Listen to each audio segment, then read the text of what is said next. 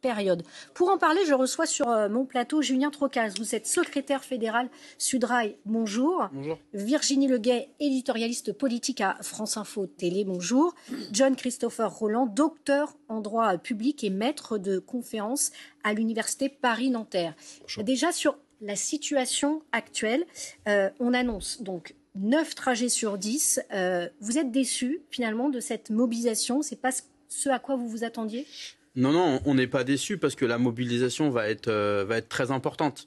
Vous remarquerez que la direction de l'entreprise ne communique pas sur le taux de grévistes et elle le fait quand il y a des mobilisations qui sont faibles. Là, elle ne communique pas sur le taux de grévistes, elle communique sur le nombre de trains.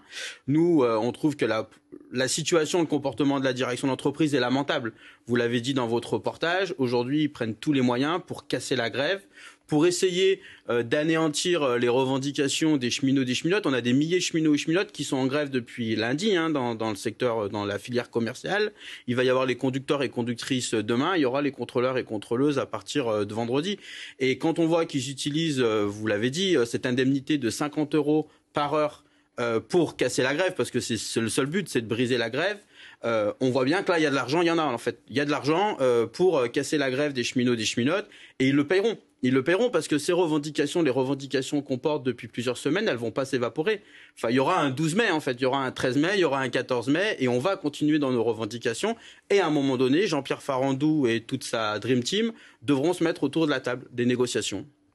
Virginie Leguet, mobilisation finalement beaucoup moins importante que prévu. Voilà, ça dit quoi voilà, les syndicats n'ont pas réussi à peser cette semaine?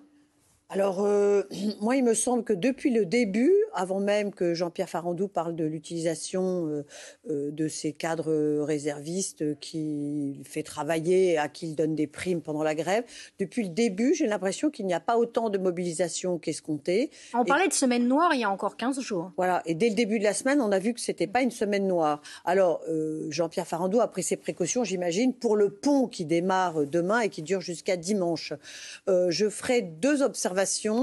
J'ai écouté ce matin, j'imagine comme vous, Monsieur Trocaz, Jean-Pierre Farandou. Jean-Pierre Farandou dit l'année dernière, on a signé 8 accords sociaux, dont un sur la pénibilité en fin de carrière. Il dit que le dialogue social existe et il dit que globalement, si je résume sa pensée, que vous avez dû entendre comme moi, vous avez été augmenté plus que l'inflation et qu'il n'y a pas de mauvais traitement qui serait fait il a parlé de 150 000 cheminots, toutes catégories confondues. Est-ce qu'on est d'accord sur les chiffres ? Sur les chiffres de 150 000 cheminots, cheminotes, on est d'accord. Sur l'accord que vous avez souligné des 8 accords sociaux signés l'année dernière. Mais il a parlé de celui de départ anticipé ou sur la pénibilité.